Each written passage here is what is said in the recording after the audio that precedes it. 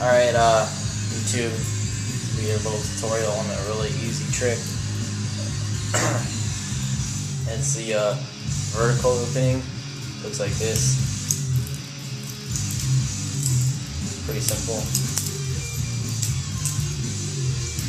And horizontal, as I already showed. There's two different variations. There's one where you go out, back, forward, then back, forwards, up. Or you can flick out, come back, come forward, and then flick back, forward. So like something like that.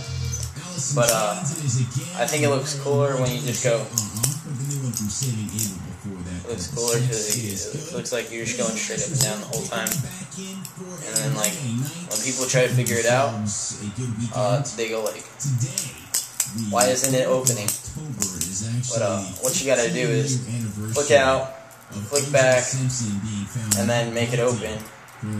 Flick back, flick forward, and you gotta move your thumb and your fingers and pull it up. So horizontal, vertical. Thanks for watching.